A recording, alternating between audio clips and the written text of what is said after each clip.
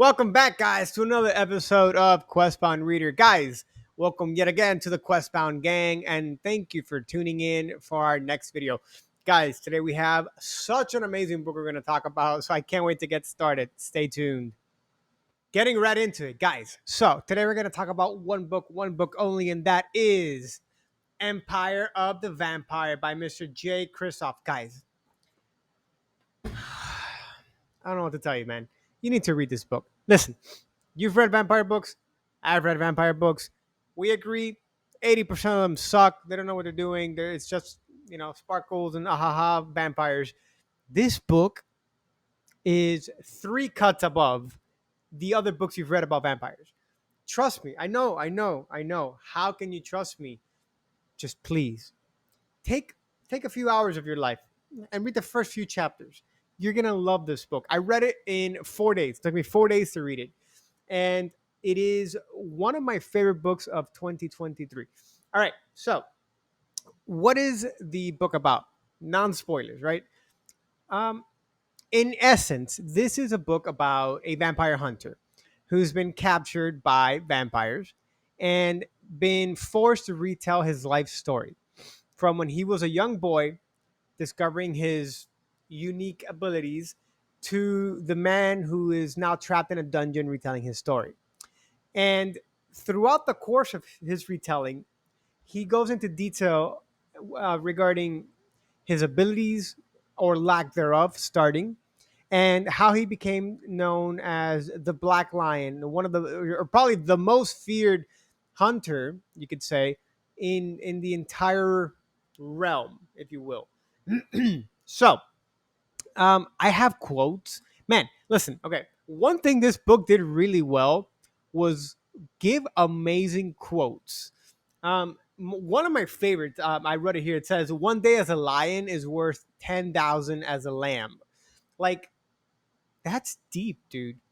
And then we have, ready. This is deep. I'm going to quote. I'm going to look to the side. You ready? Okay. "There's a beast in all men's blood. You can starve him, cage him, curse him, but in the end, you pay the beast his due, or he takes his due from you." Out of context, you may not know what that means. But when you read this story, right, you're going to hear both of these quotes, especially the first one I said, a lot. And it makes so much sense knowing this main character. So who's the main character? Well, his name is Gabriel De Leon, and everybody calls him Little Lion, Cub, because De Leon means lion, pretty much, or of lions. So he starts off as a nobody, and he has to work his way up through many battles to get to where he is now. And it's funny because this guy, I don't know what other word I can use to describe him. Um, he is he's man. I don't want to say enigma, but he's an asshole, but like the best kind of asshole you can possibly hope to be.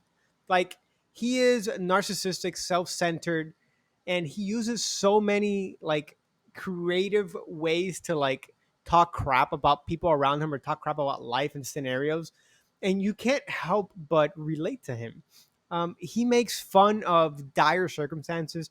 He has a very like pessimistic mood when he starts his retelling. And mind you, when he starts the retelling, he's already in his 30s, um, a captive held prisoner. So, what makes this guy special? Well, what makes all of these people special? Well, you have your vampires, who are the main bad guys, and they have there's a hierarchy of different classes within the vampires, and atop sits a king, the forever king, and he has the princes of darkness, which are his offspring.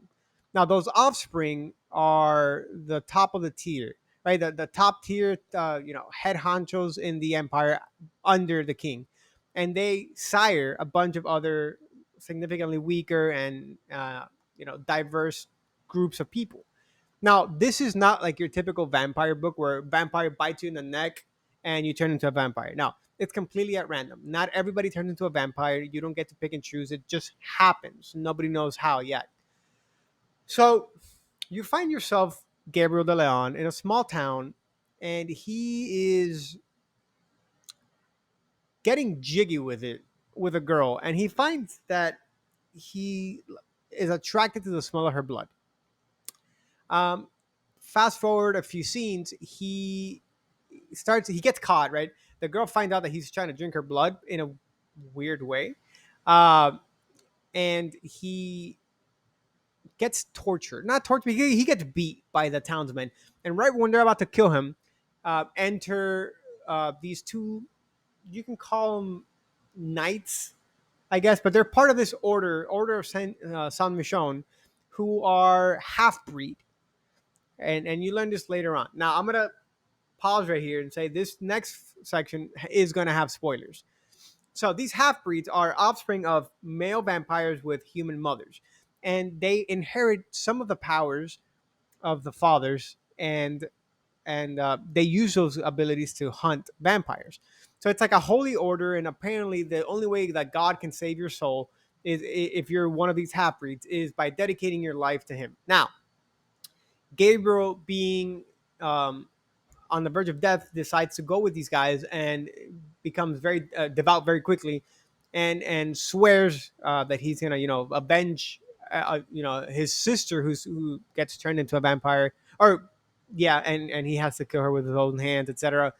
And he sets out to do just that, to kill the forever king and tell his tale. In the midst of this, you meet wonderful characters, wonderful side characters. I want you to know, I want you to be prepared. This book is bloody, gory, nasty, heart wrenching, sad, exciting, mysterious. And at the end of it, he still is a complete douchebag, but you love him for it and you don't expect him to be anything less.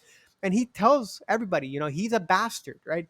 But a bastard worth loving, right? And he's very loyal to a select group of friends. And you'll see, I'm not gonna get into the whole book. I don't want to spoil it for you guys, but you see quickly how friendships turn, how oaths are broken, how love is had to its fullest, and you learn that this quickly becomes not a story of vengeance, but a love story in the most cryptic and like fascinating way possible. And at the end of the book, you ask Jay Kristoff, the author, one thing, and it's why. Why are we still waiting for book two? This book is sensational. It is tantalizing. You want to read this, right? It's going to make you love vampires and vampire hunters in a way that you haven't loved before. From the bottom of my heart, I thank uh, the author, and I thank people on BookTube that covered this book, who made me want to read it. I think it's very very fun. The way the way language is written, think of like medieval times, but with like a modern flair to it. And the same for like the religious sects and sects and orders and such. It's awesome. The author did fantastic with the fantastical elements, right? It's not like vampires and fairy dust and glitter and that's it. No, like there are different kinds of vampires that inherit different kinds of powers from different families, and these families, are families of the head, or like right below the Forever King. And there's vampires that have like iron skin, for example, or like they can get in your head and rearrange your thoughts. There are vampires that can control animals. There are vampires who what was the other one?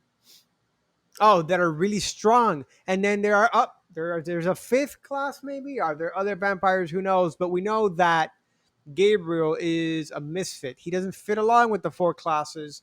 Read the book and learn about what happens with his fifth class. Who is there a fifth class? What happens? Stay tuned, right? Stay tuned to Jake Kristoff and his release of the next installment in the series. I can't wait. It's set for 2024. I hope it's like January 1st, 2024, so I can get my hands on this. I can't wait. I really, really cannot wait. And I encourage you guys to read this book. I think you guys are going to love it. I think this book is definitely one of the best books I've read in a very, very, very long time. Um, and I encourage it to everybody. It's a 5 out of 5 for me, right? The story 5 out of 5, the characters 5 out of 5, the action, 5 out of 5. The amount of vodka, 5 out of 5. Like you want this. Trust me. All right. So after you read this, because I know you're gonna read it now, comment down below. Tell me what you thought. Guys, thanks for sticking into another segment. Take care.